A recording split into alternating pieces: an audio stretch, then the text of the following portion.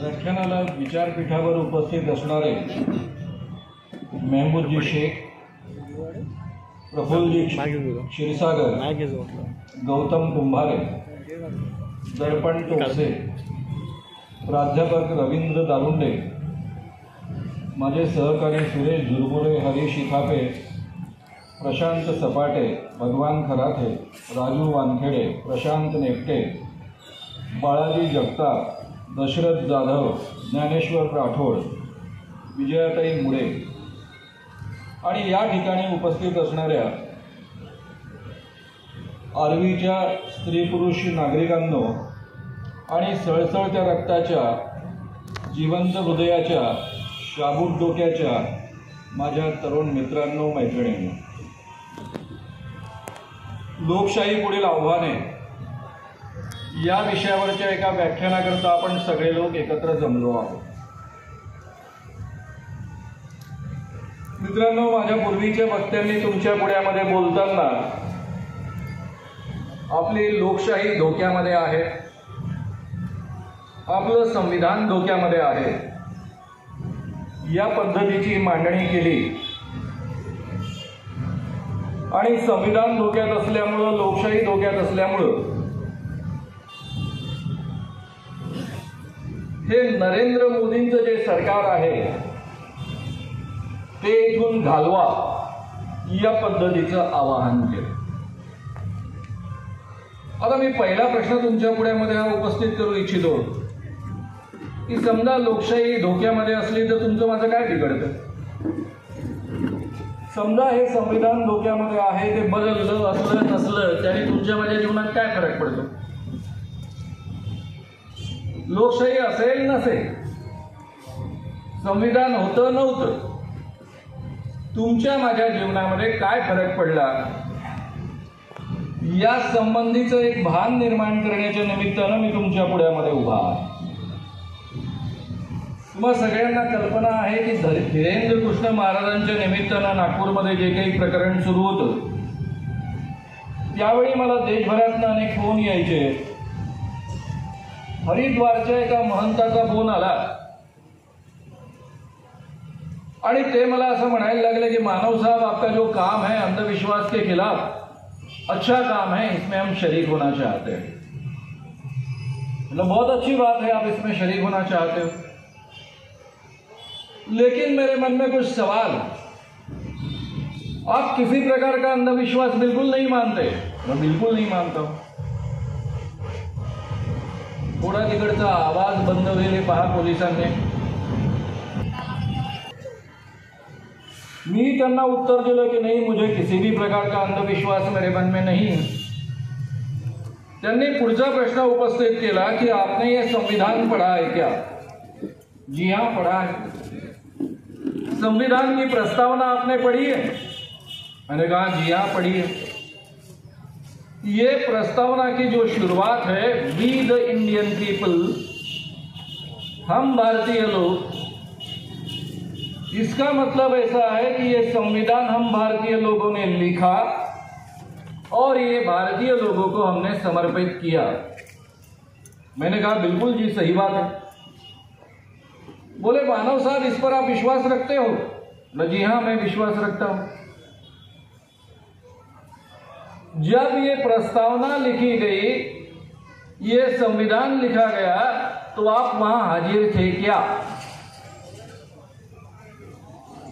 मी म्हणालो की ही संविधानाची जी प्रस्तावना आहे ती पंडित जवाहरलाल नेहरूजींनी लिहिली 22 जानेवारी 1947, म्हणजे आम्हाला देशाला स्वातंत्र्य मिळण्याच्या 7 महिने आधीच ही प्रस्तावना संविधान सभेमध्ये संमत झाली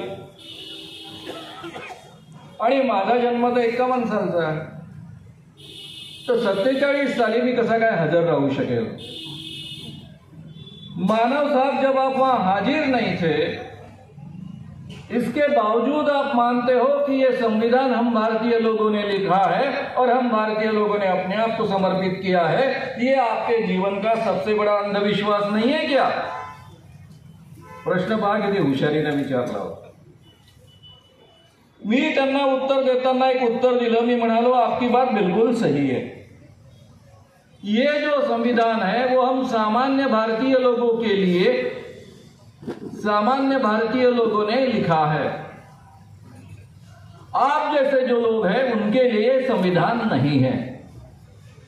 आप जैसे लोग जो ब्रह्मा के मुख से डायरेक्टली टपकते हैं, धरती पर अवतरित होते हैं, उनका जो संविधान था मनुस्मृति, उसको गाड़कर ही ये संविधान निर्माण किया गया है। इसलिए ये आपका संविधान नहीं है, मैं समझ सकता हूं। मी हे उत्तर का दिलं ते जरा कृपया समजून घ्या। मित्रांनो, मी आज अतिशय अभिमानाने तुमच्या पुढ्यामध्ये म्हणू शकतो की मी श्याम मानव नावाचा एक माणूस तुमच्या पुढ्यामध्ये बोलतो आहे।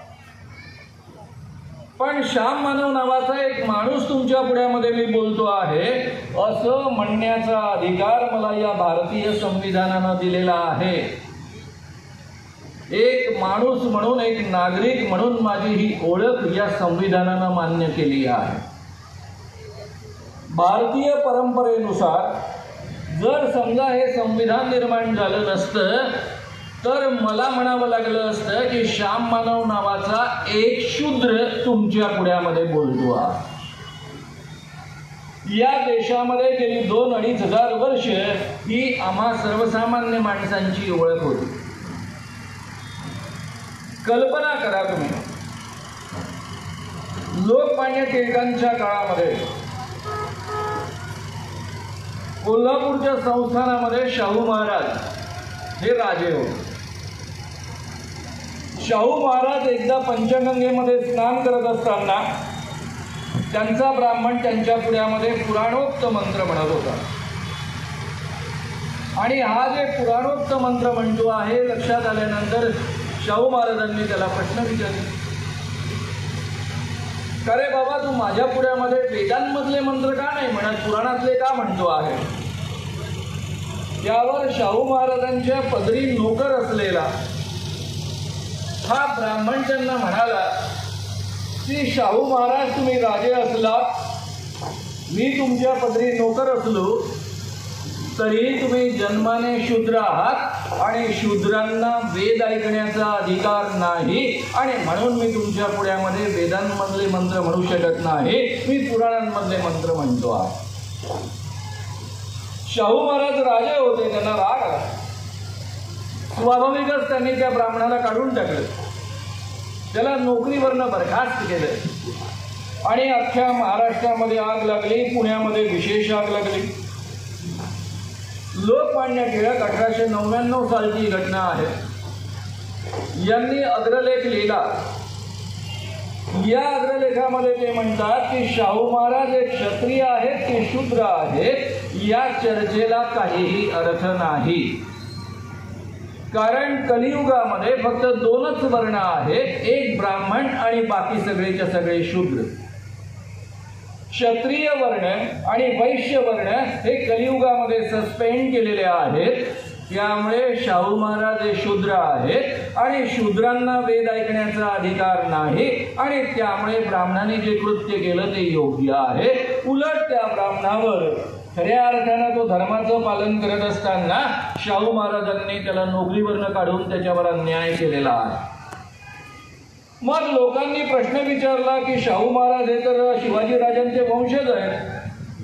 तुम्हाला सगळ्यांना माहित आहे की शिवाजी राजांचा जेव्हा राज्याभिषेक करण्याचा मुद्दा आला त्यावेळेस महाराष्ट्रातल्या ब्राह्मणांनी राज्याभिषेक करण्यासाठी नकार दिला होता। काशीवरनं गागा भट्टाला आणावं लागलं होतं, शिवाजी राजांना भरपूर मोठी दक्षिणा देऊन स्वतःचा राज्याभिषेक करावा लागला होता। या घटनेबद्दल लिहिताना लोकमान्य टिळक लिहितात की गागा भट्टाने त्यावेळेस एक केवळ तात्पुरता अपवाद केला होता, शिवाजी राजांना क्षत्रिय बनवलं होतं, पण त्यानंतरचे त्यांचे सगळे वारसदार हे शूद्र आहेत, कलियुगामध्ये सगळे ब्राह्मण वगळता शूद्र आहेत। आता मी तुमच्या पुढ्यामध्ये प्रश्न उपस्थित करतो। 1920 पर्यंत लोकमान्य टिळक काँग्रेसचे सर्वेसर्वा पुढारी झालेले होते। कल्पना करा की लोकमान्य टिळकांच्या विचारांचा माणूस काँग्रेसचा नेता शेवटपर्यंत राहिला असता अशा विचारांच्या नेत्यांच्या माध्यमातूनच या देशाला स्वातंत्र्य मिळालं असतं 1947 साली, तर 1947 साली डॉक्टर बाबासाहेब आंबेडकर कुठे असते? या पद्धतीची राज्यघटना निर्माण होऊ शकली असते का? आज जे तुम्हाला मला माणूस म्हणून अधिकार मिळाले, ते अधिकार मिळाले असते काय? की पुन्हा जे 2000 वर्षांपासून 2500 वर्षांपासून मनुस्मृतीचं राज्य चालत आलं, त्याच पद्धतीचं राज्य आजही कायम राहिलं. घटनेनं तुम्हाला मला काय दिलंय हे जर आपण समजून घेतलं पाहिजे. आपल्यापैकी अनेक लोक फसलेले आहेत, ते आपल्या मनाला सांगत असतात मी 96 कोळी, मी अमुक कोळी, मी तमुक कोळी. सगळे भ्रमात आहात तुम्ही. लोकमान्य टिळक केवळ काँग्रेसचे पुढारी नव्हते, अत्यंत विद्वान गृहस्थ होते. त्यांनी जाहीररित्या निकाल देऊन ठेवलेला आहे की हे केवळ पुराणात सांगितलंय, मनुस्मृतीत सांगितलंय म्हणून नव्हे. कलियुगामध्ये केवळ 2च वर्ण आहेत, एक ब्राह्मण आणि बाकी सगळेच्या सगळे शूद्र. त्यामुळे आपली शूद्र ही खरी ओळख आहे, हे आपण कधीही विसरता कामा नये. आज जे आपण माणूस बनलो आहोत, माणूस म्हणून अधिकार मिळालेला आहे, माणूस म्हणून सन्मान मिळालेला आहे, ही राज्यघटना बदलणं याचा अर्थ पुन्हा मनुस्मृती आणणं आणि पुन्हा आपल्याला शूद्राच्या स्थानी बसवणं हा त्याचा नेमका अर्थ आहे. हे जर आपण समजून घेतलं पाहिजे. मित्रांनो, 1 ऑगस्ट 1920 साली लोकमान्य टिळकांचा मृत्यू झाला. त्या वर्षी नागपूरमध्ये काँग्रेसचं अधिवेशन भरलं. 25 डिसेंबर 1920ला या काँग्रेसच्या अधिवेशनामध्ये महात्मा गांधींचं भाषण झालं.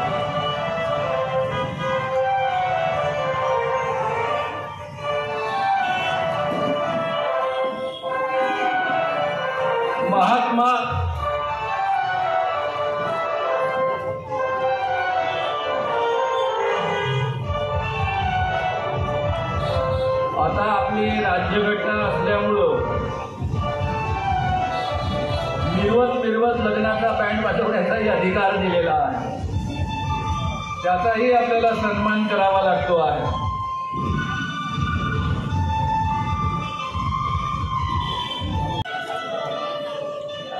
मित्रांनो, मला जो मुद्दा सांगायचा आहे तो अत्यंत महत्त्वाचा आहे, सगळ्यांपर्यंत नीट पोहोचला पाहिजे. इथे जे पोलीस अधिकारी असतील त्यांना काळजी घेतली पाहिजे. त्यांनी सभेची परवानगी दिल्यानंतर ती सभा अनडिस्टर्ब पद्धतीनं पार पडावी ही त्यांची जबाबदारी असते. बँड बाजाने जर परवानगी घेतलेली नसेल आणि पोलिसांनी ती दिलेली नसेल तर त्यांनी त्यावर ॲक्शन घ्यावी. त्यांना जर एवढा कॉमन सेन्स नसेल तर पोलिसांनी आपलं काम केलं पाहिजे. तर मित्रांनो, महात्मा गांधी या अधिवेशनामध्ये म्हणतात, मैं एक सनातनी हिंदू और मैं रूढ़िवादी हिंदू होने का दावा करता हूं,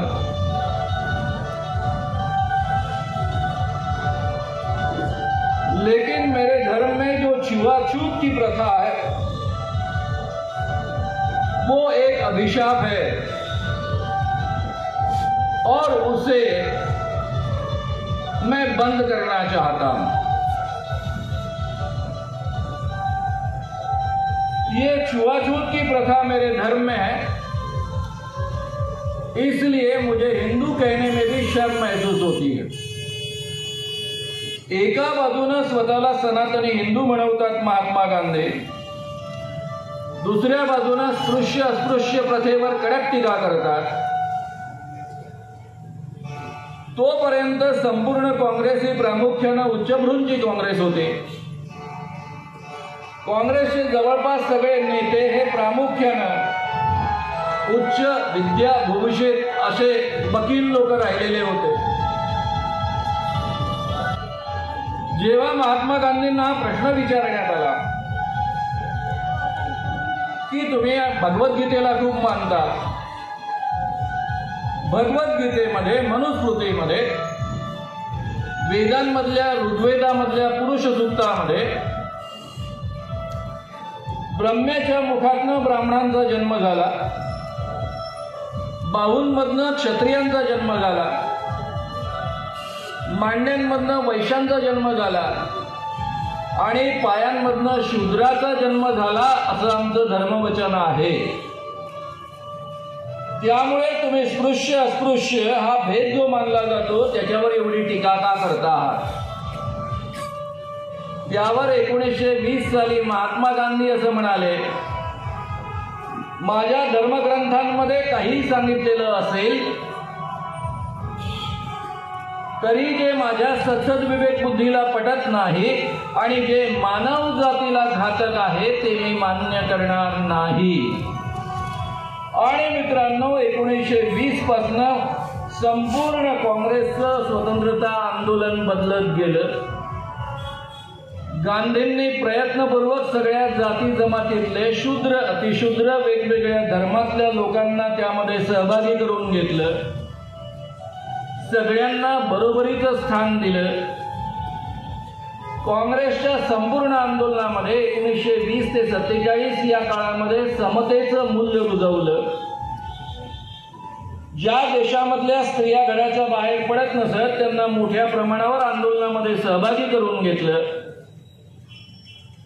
वेगवेगळ्या धर्माच्या लोकांना सोबत घेताना त्यांच्यामध्ये आपसामध्ये अतिशय उत्तम पद्धतीनं सौहार्दाचं नातं निर्माण केलं, बंधुभावाचं नातं निर्माण केलं आणि स्वातंत्र्याची बीजं रोवलीत आणि न्यायाची आस निर्माण केली.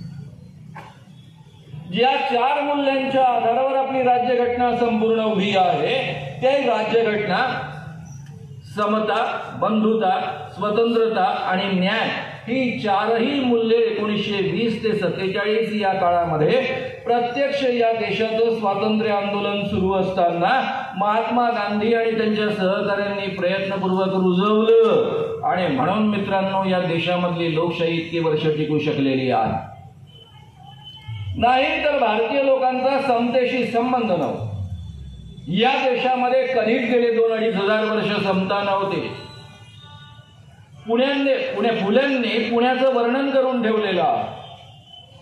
एखाद्या अतिशूद्र माणसाला पुण्याच्या रस्त्यावरनं चालायचं असेल तर तो चप्पल निर्माण करणारा जरी असला तरी त्याला पायामध्ये चप्पल घालण्याचा अधिकार नसायचा. भर मे महिन्यामध्ये त्याला अनवाणी पायाने चालावं लागायचं. त्याची पावलं उमटू नयेत म्हणून त्याने मागे झाडू बांधलेला असायचा आणि त्याने रस्त्यामध्ये थुंकून रस्ता अपवित्र करू नये म्हणून गळ्यामध्ये मडकं बांधलेलं असायचं. ही या देशामधल्या अतिशूद्र माणसांची ओळख होती आणि या देशामध्ये अतिशूद्र माणसांची संख्या नेहमीच 40% आसपास राहिलेली आहे.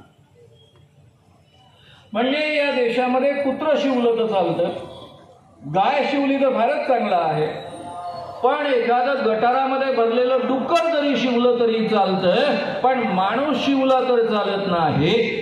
या पद्धतीची अत्यंत अमानुष सामाजिक प्रथा या देशांमध्ये होत्या.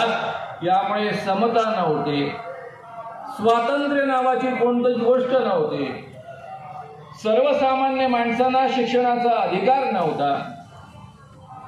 स्त्रियांना, ब्राह्मण स्त्रिया असल्या तरी त्यांना शिक्षणाचा अधिकार नव्हता. स्त्रियांना स्वातंत्र्य नव्हतं. मनुस्मृतीमध्ये स्पष्ट आदेश होता, स्त्रीनं स्वातंत्र्य मर्हती.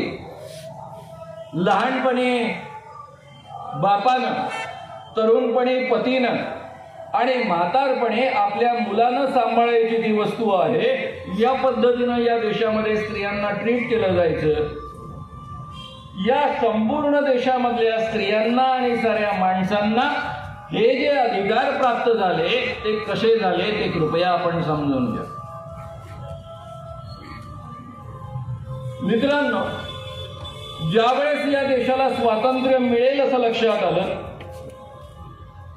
त्याच्या आधीच संविधान सभेच्या निवडणुका झाल्या. संविधान सभेमध्ये 389 लोक निवडून आले. त्यानंतर या देशाची फाळणी झाली. फाळणी झाल्याचं ठरल्यानंतर पंडित जवाहरलाल नेहरू या देशाच्या राष्ट्रीय सरकारचे पंतप्रधान बनणार हे नक्की झालं. महात्मा गांधींनी पंडित जवाहरलाल नेहरूंना सुचवलं की तुमच्या पहिल्या मंत्रिमंडळामध्ये डॉक्टर बाबासाहेब आंबेडकरांना तुम्ही कायदा मंत्री म्हणून घ्या. पंडित जवाहरलाल नेहरू जे स्वतः महाराज देशाचे पंतप्रधान म्हणणार होते ते डॉक्टर बाबासाहेब आंबेडकरांना भेटायला गेले. त्यांनी विनंती केली की तुम्ही माझ्या मंत्रिमंडळामध्ये कायदा मंत्री म्हणून या. आणि डॉक्टर बाबासाहेब आंबेडकरांचं आणि काँग्रेसचं फारसं सख्य नसताना, एक दुसऱ्यासोबत फारसं जमत नसताना सुद्धा आंबेडकरांनी दुसरा काही विचार न करता ही विनंती मान्य केली. कारण गांधींनी आंबेडकरांचं नाव याकरता सुचवलं की या देशाची राज्यघटना बनण्याची प्रक्रिया सुरू होती. या माणसाला जर राज्यघटनेमध्ये महत्वाचा रोल बजावता आला तर हा माणूस म्हणजे डॉक्टर बाबासाहेब आंबेडकर या देशामधल्या सर्वसामान्य माणसांना, शेवटच्या माणसांना आणि स्त्रियांना अतिशय उत्तम अधिकार प्राप्त करून देईल. हा विश्वास महात्मा गांधींना होता.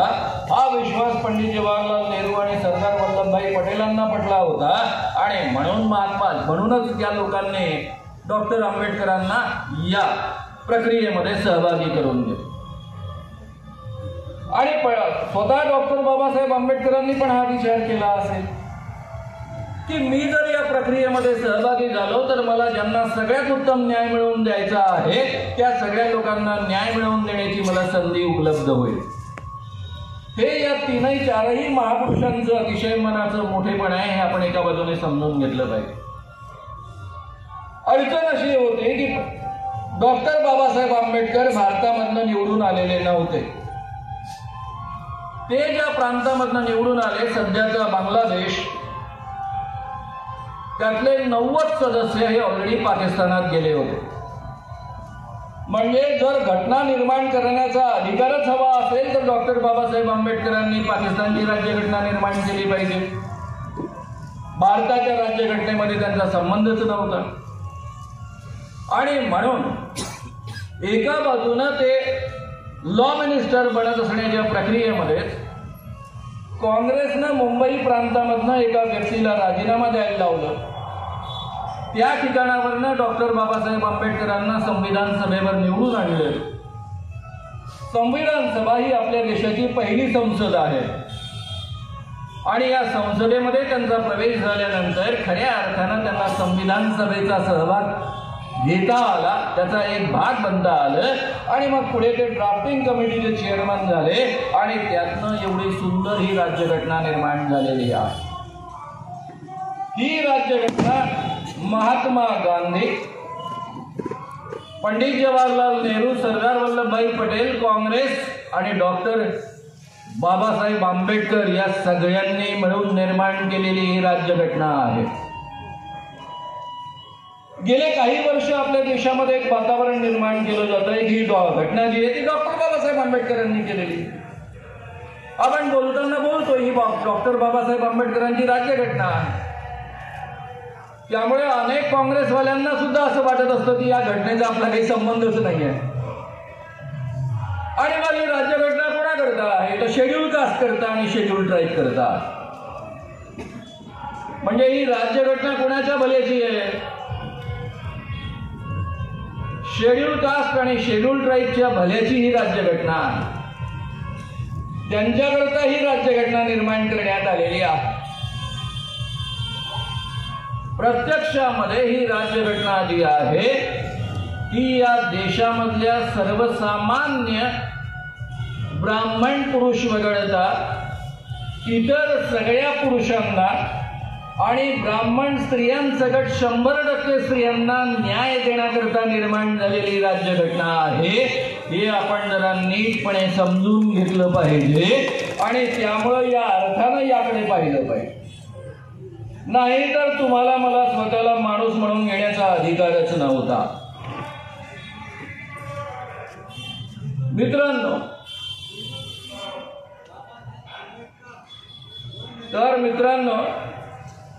दुसरा महत्वाचा मुद्दा माझी पोलिसांना नम्र सूचना आहे की एकदा आपण सभेची परवानगी दिल्यानंतर तिथली शांतता राखणं ही आपली जबाबदारी असते. पुन्हा पुन्हा ही सूचना देण्याची गरज पडता कामा नये. मी महाराष्ट्रातल्या सगळ्या पोलिसांचं ट्रेनिंग करत आलेलो आहे. कृपया जरा काळजी घ्या. जे आवाज येऊन डिस्टर्ब होत आहेत त्यांना थांबवा. तसे ते थांबत नसतील तर कायदेशीर कारवाई करा, जशी तुम्ही आमच्यावर करण्यासाठी तयार असता त्या पद्धतीने. तर मित्रांनो, इंदिरा गांधींचं या देशामध्ये राज्य होतं. 1972 साली म्हणजे 71च्या डिसेंबरमध्ये बांगलादेशमधनं मोठ्या संख्येनं रिफ्युजी या देशामध्ये येत होते आणि त्या काळामध्ये आमची तरुण शांती सेनेची टीम बांगलादेशच्या बॉर्डरवर काम करत होती. त्यामध्ये मी 1.5 महिना तिथे काम करत होतो. एक दिवस रात्री अचानक भारतीय सैनिक आले, आम्हाला बॉर्डरवरनं उचललं आणि कलकत्त्यामध्ये आणून टाकलं आणि पहाटे पहाटे पाकिस्तानच्या विरुद्ध युद्ध सुरू झालं. ते युद्ध सुरू झाल्यानंतर अमेरिकेचा अणुसज्ज आरमार बाजूला येऊन उभं होतं. अमेरिका सारख्या धमक्या देत होतं आणि तरीही इंदिरा गांधी मुळीच नमल्या नाहीत. त्यांनी अख्खाच्या अख्खा पाकिस्तानचा एक तुकडा बांगलादेश ताब्यामध्ये घेतला, पाकिस्तान मधला खूपसा भाग ताब्यामध्ये घेतला आणि स्वतःहून युद्ध थांबवलं. पाकिस्तानचा उर्वरित भाग परत केला, पण बांगलादेश परत केला नाही. बांगलादेश स्वतंत्र केला आणि तो स्वतंत्र देश म्हणून निर्माण केला. त्यावेळेस संपूर्ण जगामध्ये घडली नाही अशी एक अत्यंत आश्चर्यकारक घटना घडली. पाकिस्तानचं 90,000 सैन्य भारतीय सैन्यापुढे त्यांनी शरणागती पत्करली. जगाच्या इतिहासात असं कधीही घडलेलं नव्हतं. आणि एवढा भरघोस विजय संपादन केल्यानंतर लोकप्रियतेच्या अत्यंत शिखरावर आपल्या इंदिरा गांधी जाऊन पोहोचलेल्या आहोत. मधल्या काळामध्ये तुम्हाला माहिती आहे बालाकोटचा हल्ला झाला, एअर स्ट्राईक झाला, आमचे 40 सैनिक मारले गेले. आमचे 40 सैनिक का मारले गेले? आमच्याच मूर्खपणामुळे मारले गेले. ते 6 महिन्यापासून हवाई मार्गानं एवढ्या मोठ्या सैन्य दलाचं ट्रान्सफर झालं पाहिजे म्हणून आग्रह करत होते. भारत सरकारच्या संरक्षण खात्यानं, मोदींच्या सरकारच्या संरक्षण खात्यानं त्या पद्धतीची सोय उपलब्ध करून दिली नाही, म्हणून ते रस्त्यावरनं जात असताना बॉम्बस्फोट झाला आणि त्यामध्ये आमचे 40 सैनिक मारले गेले. 40 सैनिक मारले गेल्यानंतर आमच्या मोदीजींनी एअर स्ट्राईक केलं आणि काय त्याचं टीव्हीवरनं कौतुक, अरे क्या सबक सिखाया, पाकिस्तान को सबक सिखाया, 56 इंची छाती ने सबक सिखाया. काय सबक सिखाया? किती मेले? पाकिस्तानातले किती मारले? अजून एक आकडा शिल्लक नाही, म्हणजे एकही आकडा नाही. गेले विमानं काहीतरी बॉम्बेम टाकले परत आले. क्या सबक सिखाया? आणि ज्या इंदिरा गांधीनं पाकिस्तानचे 2 तुकडे केले, बांगलादेश स्वतंत्र केला, तिनं कधीही म्हटलं नाही की मी पाकिस्तानला धडा शिकवतो. दोघांमधला फरक जरा नेमकेपणानं समजून घ्या. यांनी एक कुचूक कृती केली आणि 56 इंची छाती क्या सबक सिखाया. आणि ज्यांनी खऱ्या अर्थानं 2 तुकडे करून टाकले त्यांनी कधी बोलूनच दाखवलं नाही. केलेलंच आहे तर बोलायची काय गरज आहे? मित्रांनो, एवढ्या लोकप्रिय असणाऱ्या इंदिरा गांधी यांनी 1975 साली जूनमध्ये 25 जूनला आणीबाणी डिक्लेअर केली. मी त्यावेळेस कॉलेजमध्ये शिकणारा विद्यार्थी होतो. MA पार्ट 1ची परीक्षा इंग्रजी साहित्यातली दिली होती. 26 जूनला आम्हाला सकाळी कळलं. आम्ही त्या रात्री पोस्टर्स लावले वर्धा गावभर. पोस्टरचं स्वरूप असं होतं, काँग्रेसी खासदारांनो आणि आमदारांनो हातात बांगड्या भरा आणि इंदिराबाईंच्या तालावर बेताल नाचा. मग इमर्जन्सीचा निषेध वगैरे या पद्धतीचे पोस्टर्स होते. 27ला पोलिसांनी अटक केली. मी हरीश इथापे माझ्या आधी बोलले, त्यांचे वडील बंधू सुभाष इथापे, चंद्रकांत वानखेडे, आम्हाला अटक झाली. पुढे 10 महिने जेलमध्ये काढावे लागले. त्यानंतर इमर्जन्सी डिक्लेअर झाली. इमर्जन्सी निघून गेल्यानंतर जेव्हा इलेक्शन झाले तेव्हा 1977 सालचं इलेक्शन लोकसभेचं, 78 सालचं विधानसभेचं इलेक्शन आणि नगर परिषदांचे इलेक्शन यामध्ये आम्ही दणकून काँग्रेसच्या विरुद्ध प्रचार केला. सगळे काँग्रेसचे लीडर्स त्या काळात माझे स्वतःचे जवळचे नातेवाईक होते.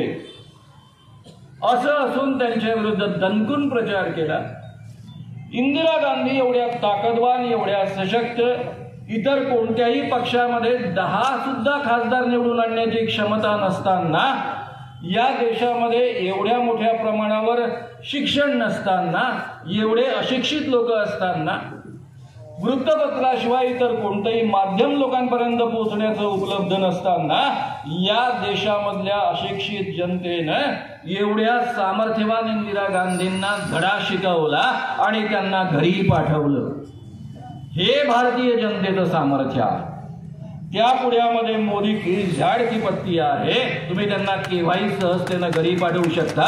हे तुमचं माझं सामर्थ्य आहे. मित्रांनो, त्यावेळेस हे सगळेच्या सगळे लोक माझ्यासोबत होते.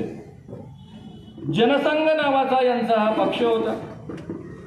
आम्ही एकत्र मिळून प्रचार केले आहेत, जेलमध्ये दिवस घालवले आहेत, पुढे जनता पार्टीमध्ये एकत्र काम केलेलं आहे. मी पुढे सक्रिय राजकारणात बिलकुल राहिलो नाही. त्यानंतर मी आज पहिल्यांदा, म्हणजे यावेळेस पहिल्यांदा 1978 नंतर निवडणुकीच्या प्रचाराकरता रस्त्यामध्ये उतरलो आहे. कारण त्यावेळेस देशावर ज्या पद्धतीचं अरिष्ट आलं होतं त्याहीपेक्षा जास्त भयानक अरिष्ट आज आलेलं आहे.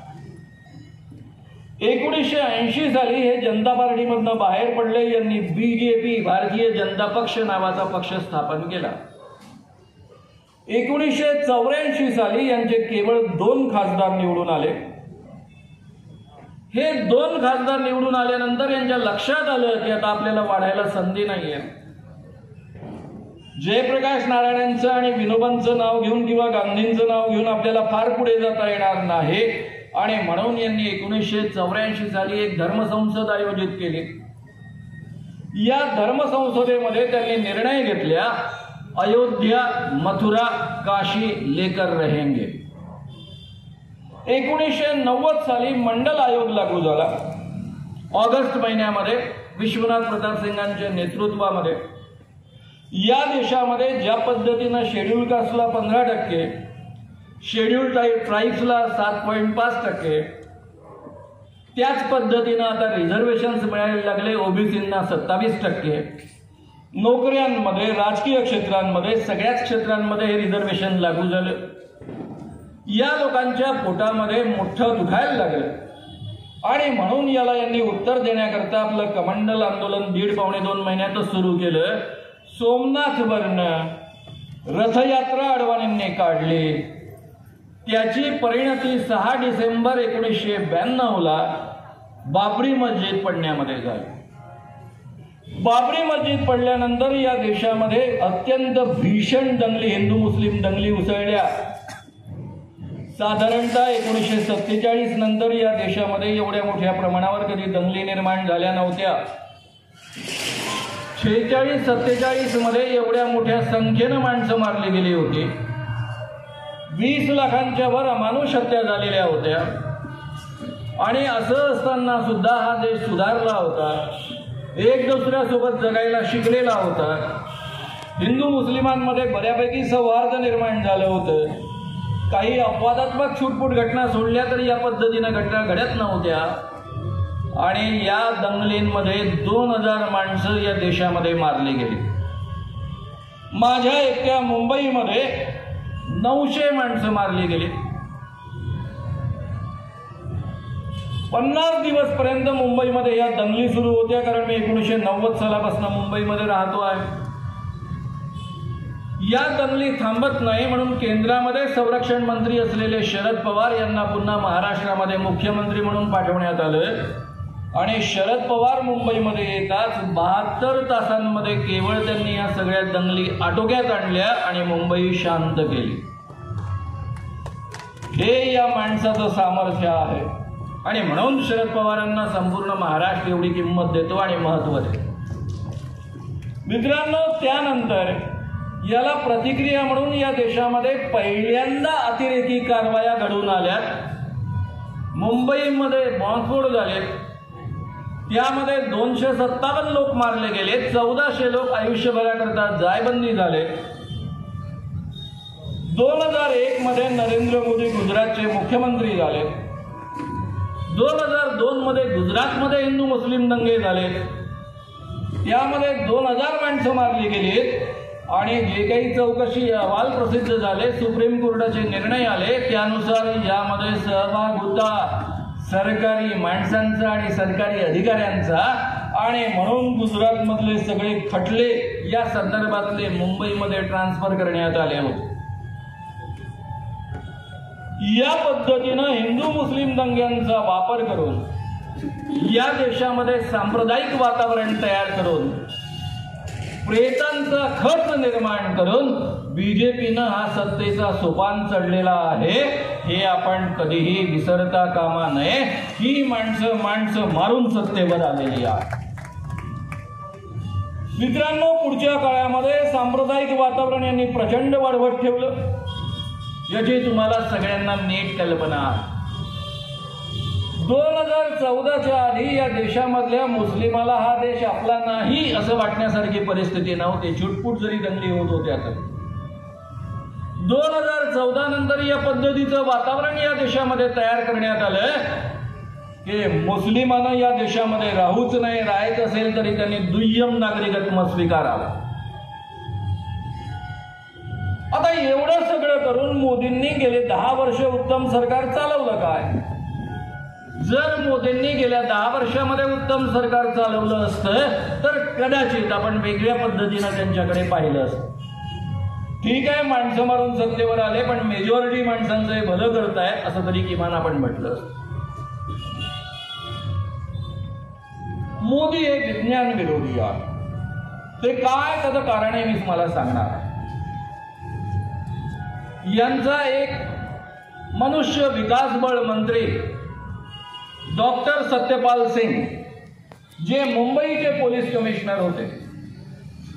मुंबईचं पोलीस कमिशनर हे महाराष्ट्रामधल्या पोलिसांमधलं नंबर 2चं पद आहे. आणि जी मुलं UPSCची एक्झाम पहिल्या अटेम्प्टमध्ये पार करतात, कमी वयामध्ये पार करतात, तीच माणसं या पदांपर्यंत पोहोचू शकतात. म्हणजे ते हुशार असले पाहिजे.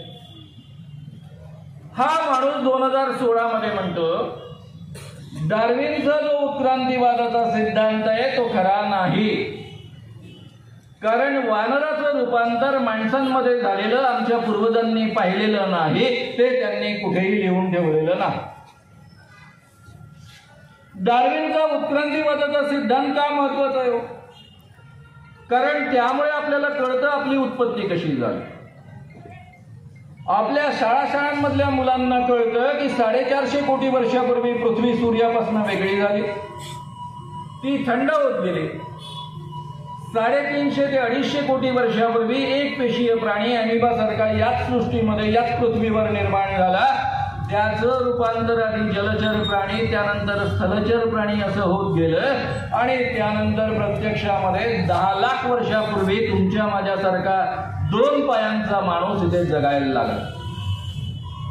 आता 10 लाख वर्षांपूर्वी 2 पायांचा माणूस जगतो आहे आणि लिखाणाची पद्धती 7000 वर्षापूर्वीपेक्षा आधीची नाहीये. म्हणजे 7000 वर्षापूर्वी काही लिहिता आपल्याला येत होतं याचे कोणतेही पुरावे आज जगामध्ये उपलब्ध नाही. 10 लाख वर्षापूर्वी माणसं जन्माला आली, रूपांतरित झाले, ते 7000 वर्षापूर्वीच्या आपल्या पूर्वजांना कळणार कसं? एवढी अक्कल या माणसाला नाही का? या माणसाला अक्कल आहे, पण जर वानरांमधनं माणसाचं रूपांतर झालं आणि सगळी माणसं आपोआप निर्माण झाली हे जर आपल्या पोरांना कळलं तर आपली पोरं काय म्हणतील की सगळी माणसं समान आहे, सगळ्या माणसांचे पूर्वज एकच आहेत. आणि मग ब्रह्म्याच्या मुखातनं ब्राह्मण निर्माण झाले आणि पायामधनं शूद्र निर्माण झाले, यावर कोण विश्वास ठेवणार? आणि म्हणून मित्रांनो, हे केवळ बोलून थांबले नाही, तर याने आज आपल्या अभ्यासक्रमामधनं 9वी 10वीच्या अभ्यासक्रमामधनं NCERTच्या अभ्यासक्रमामधनं डार्विनचा उत्क्रांतीवादाचा सिद्धांत काढून टाकलेला आहे. पुन्हा हे आपल्याला पूर्वीच्या वातावरणामध्ये नेऊ इच्छित आहे. मोदींचं एक वक्तव्य तुम्हाला आठवत असेल, ज्यावेळेस त्यांनी बालाकोटवर हल्ला करायचा सल्ला दिला आपल्या सैनिकांना, त्यावेळेस ते आपल्या एअरफोर्सच्या अधिकाऱ्यांना म्हणाले, असं त्यांनीच म्हटलं स्वतःहून, म्हणून मी सांगतो आहे, ये सही वक्त है पाकिस्तान पर अटैक करने का, क्योंकि अभी बहुत घना कोहरा है, घने बादल है, उनको रडार पर दिखेगा नहीं, अभी अटैक करेंगे तो सक्सेसफुली अटैक कर पाएंगे. और एक काय विद्वान माणूस है, हा माणूस इतका विद्वान आहे की तो जन्मतः विश्वगुरु आहे. त्याला जगातल्या कोणत्याही विषयांचा अभ्यासच करावा लागत नाही, याचं सगळं ज्ञानच आपोआप आहे, डिग्र्या पण आपोआप आहे. बरे, कोणाला समजावून सांगत होते जे रात्रंदिवस विमान उडवतात, त्यांना समजावून सांगत होते. तुमचा माझा विमान प्रवासाशी संबंध किती हो? आपण कधीतरी विमानाने प्रवास करतो, इकॉनॉमिक क्लासमधनं प्रवास करतो. तरी आपल्यापैकी प्रत्येकाला माहित आहे की कितीही घने बादल असले, कितीही घना कोहरा असला तरी बरोबर विमान उतरतं, कारण रडारवर बरोबर वैमानिकाला कळत असतं. हे जे ज्ञान तुम्हाला मला आहे ते यांना नाहीये. हे कधी विमानात बसत नाही का? हो, पंतप्रधान झाल्या पहिलं विमान यांनी दुरुस्त करून घेतलं, ते होतं 4,500 कोटींचं. तेवढ्यावर यांचं समाधान नाही झालं, दुसरं नवं विमान घेतलं. अगदी अमेरिकेच्या राष्ट्राध्यक्षांचं जसं असतं त्या पद्धतीचं सुसज्ज ऑफिस वगैरे सगळं असणार, आणि या विमानाची किंमत आहे 9,000 कोटी रुपये. गरीब आदमी है, फकीर आदमी है, 4,500 करोड़ के विमान में घूमता है, 9,000 का विमान खुद के लिए स्पेशली खरीदता है.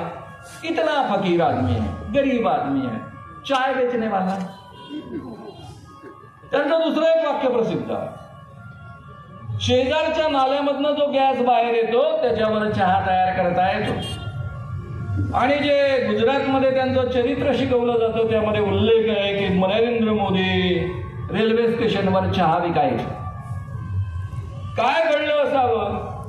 नरेंद्र मोदींनी आपल्या शेजारच्या नाल्यामधल्या गॅसवर चहा तयार केला. तो तयार केलेला चहा त्यांनी रेल्वे स्टेशनवर विकला, पण कोणत्या? या जगात अस्तित्वात नसलेल्या रेल्वे स्टेशनवर विकला. कारण मोदींनी ज्या रेल्वे स्टेशनवर चहा विकला म्हणून उल्लेख आहे, ते रेल्वे स्टेशन त्या काळामध्ये जगामध्ये अस्तित्वातच नव्हतं. असला हा माणूस आहे, काय केव्हा बोलेल. आपल्या वराडी भाषेमध्ये याला फोकनाड्या मारणं म्हणतात, आणि आजकाल या सगळ्या फोकनाड्या जिवंत राहतात YouTube पासून सगळ्या ठिकाणी. मोदींनी गेल्या 10 वर्षामध्ये काय केलं?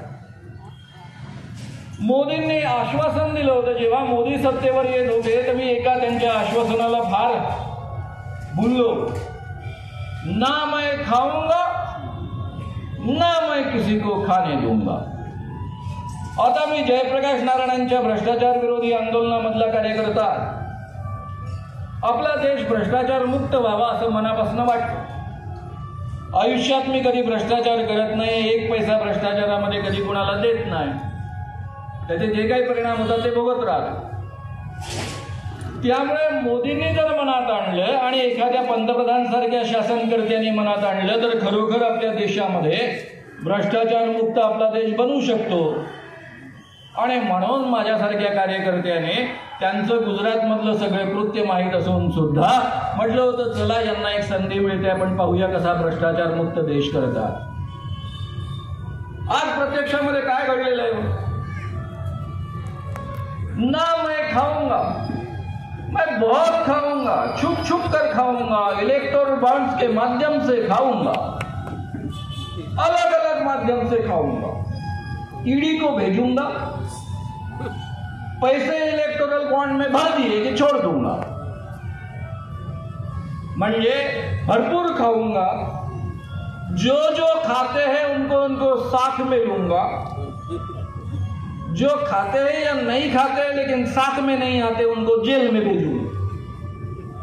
म्हणजे या माणसानं कोणत्या पद्धतीचं शासन गेली 10 वर्ष केलेलं आहे हे तुम्हा मला सगळ्यांना नीट माहीत आहे. मित्रांनो, या माणसानं अभिवचन दिलं होतं की मी सत्तेवर आलो तर शेतकऱ्यांना स्वामीनाथन आयोग लागू करेन. स्वामीनाथन आयोगानुसार MSP देईन, MSPचा मी कायदा करेन,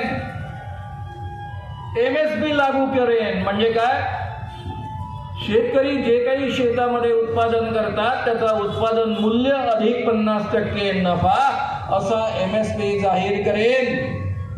हा MSP शेतकऱ्यांना देईन. गेल्या 10 वर्षामध्ये यानं दिला का? नाही. उलट जेव्हा कोणी सुप्रीम कोर्टामध्ये गेलं तेव्हा सुप्रीम कोर्टामध्ये भारत सरकारने ॲफिडेव्हिट लिहून दिलं की आम्हाला MSP या पद्धतीनं देणं शक्य नाही. एवढा हा खोटारडा माणूस आहे. उलट यांनी 3 किसान कायदे आणले. कृषी अर्थशास्त्र हा माझ्या अभ्यासाचा विषय राहिलेला आहे, लिखाणाचा विषय राहिलेला आहे.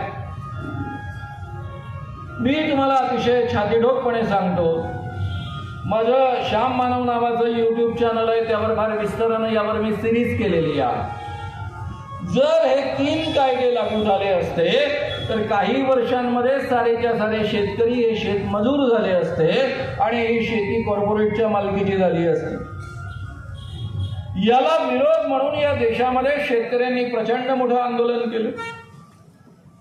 1 लाखापेक्षा अधिक शेतकऱ्यांनी संपूर्ण दिल्लीला वेढा घातला. 14 महिनेपर्यंत हा वेढा घातलेला होता. त्यामध्ये 700-800 पेक्षा अधिक माणसं मारली गेली. सत्यपाल सैनी यांचेच BJPचेच राज्यपाल मोदींना भेटायला गेले, तोपर्यंत 600 शेतकरी मारले गेले होते. ते म्हणाले ठंडी में लोग मर रहे हैं, 600 किसान मारे गए हैं, आप ध्यान दीजिए, किसानों की समस्या सुलझाइए. यावर मोदींनी त्यांना उत्तर दिलं होतं, वो किसान जो 600 मरे वो क्या मेरे लिए मरे है क्या? जो माणूस माणसं मारूनच सत्तेवर आलेला आहे त्याला इतर माणसं थंडीत मेली याचं दुःख वाटण्याचं कारणच काय? मित्रांनो, असे हे आमचे मोदी. कामगारांनी खूप भांडून भांडून कायदे तयार करवले, त्यामुळे कामगारांना सुरक्षित अधिकार मिळाले. हे सगळेच्या सगळे कायदे मोदी सरकारनं गेल्या 10 वर्षामध्ये संपवले आहेत. काही कायदे रद्द केले, काही कायदे अशा पद्धतीनं बदल केले त्यामध्ये की ते डिफंग झाले. त्यामुळे आज एकाही माणसाला सुरक्षितता जीवनामध्ये नाही. खरं म्हणजे या माणसानं नोकऱ्या संपवून टाकलेल्या आहेत. सरकारी नोकऱ्यांनी काय क्रांती केली हे जर तुम्हाला मला पाहायचं असेल तर आपल्या आजूबाजूला जरा डोळे उघडे ठेवून पहा. 70 वर्षापूर्वी 60 वर्षापूर्वी ज्या माणसांना गावागावामध्ये गावकुसाबाहेरची माणसं म्हणून ओळखली जायची, गावामध्ये प्रवेश नसायचा पोलीस पाटलानं सांगितल्याशिवाय, किंवा ज्या माणसांना उंबरठ्याच्या आत प्रवेश नसायचा, उंबरठ्याच्या बाहेर त्यांना बसावं लागायचं, हीच माणसं या राज्यघटनेमुळे मिळालेल्या अधिकारांच्या माध्यमातून काँग्रेसच्या सरकारांनी जी फुकट शिक्षण पद्धती सुरू केली, शाळा कॉलेजचं शिक्षण सगळ्यांना फुकट उपलब्ध करून दिलं, त्यामुळं मोठ्या प्रमाणावर शिकायला लागले, शिष्यवृत्त्या मिळायला लागल्या, त्यामुळे कॉलेजचं शिक्षण घ्यायला लागले. यातली अनेक माणसं शिकली, सरकारी नोकऱ्या त्यांनी प्राप्त केल्या. यातल्या अनेक माणसांनी UPSC पास केल्या, कोणी IPS अधिकारी झाले, कोणी IAS अधिकारी झाले आणि संपूर्णच्या संपूर्ण परिसर बदलताना आपण गेल्या 60-70 वर्षांमध्ये पाहिलेला आहे. ज्या माणसांना माणूस म्हणून जगण्याचा अधिकार नव्हता ती अतिशय ताठमानेनं जगताना आपण पाहतो. रिझर्वेशन डायरेक्टली संपवता येत नाही म्हणून या माणसांनी सरकारी नोकऱ्या संपवून टाकलेल्या आहेत. महाराष्ट्र सरकारमध्ये 40% नोकऱ्या रिकाम्या आहेत, भरलेल्या नाहीत. माझ्या सामाजिक न्याय विभागाच्या सचिवांच्या दारावर एक तरुण मुलगा नेहमी उभा राहत असे. मी त्याला विचारलं, का रे म्हटलं तुझी पोस्ट काय? तो म्हणाला, सर मला पोस्टच नाहीये. कारण मी कॉन्ट्रॅक्ट बेसिसवर आहे. म्हटलं तुझं एज्युकेशन काय? तर मी पोस्ट ग्रॅज्युएशन केलं, नंतर PhD केलं. म्हटलं बरं तुझा पगार काय? तो म्हणाला अधिकृत 15,000, कारण सरकार माझा 15,000 पगार काढतं, माझ्या हातात 12,000 येतात, कारण 15,000 कॉन्ट्रॅक्टरला मिळतात, तिथून माझ्या हातात 12,000 येतात. वय काय? 29 वर्ष. आणि मी एक आगाऊ प्रश्न केला, अरे तुझं लग्न झालं काय? तो म्हणाला सर, ज्याचा पगार मुंबईमध्ये 12,000 रुपये आहे त्याच्याशी कोण पोरगी लग्न करणार? आणि मित्रांनो, हा मुलगा रिझर्व्ह कॅटेगरीतला आहे, त्याला पहिल्यांदा नोकरी मिळण्याचा अधिकार आहे. पण एवढा शिकलेला मुलगा 12,000वर चपराशाचं काम करतो, ती चपराशाची पोस्ट सुद्धा त्याला उपलब्ध नाही. केवळ सरकारी नोकऱ्यांमध्ये नाही, खाजगी नोकऱ्यांमधनंही आता नोकऱ्या संपलेल्या आहेत. कॉन्ट्रॅक्ट बेसिसवर सुरू झालेलं आहे, कारण सारे कामगार कायदेच नाहीसे करून टाकलेले आहेत. आणि जेव्हा कॉन्ट्रॅक्ट बेसिसवर तुम्हाला घेतलं जातं कामावर, तेव्हा कोणतेही कायदे जे आपले कामगार कायदे ते लागूच शकत नाही. आणि त्यामुळे कॉन्ट्रॅक्ट संपला की किंवा कॉन्ट्रॅक्ट संपण्याच्या आधी सुद्धा आपल्या पेकडात लाच घालून ते हकलू शकतात. या पद्धतीनं संपूर्ण देशाची अवस्था निर्माण केलेली आहे. खरं म्हणजे मोदींनी आपल्याला सांगितलं होतं की मी दरवर्षी 2 करोड रोजगार उपलब्ध करेन. म्हणजे गेल्या 10 वर्षामध्ये किती करोड रोजगार उपलब्ध व्हायला पाहिजे होता?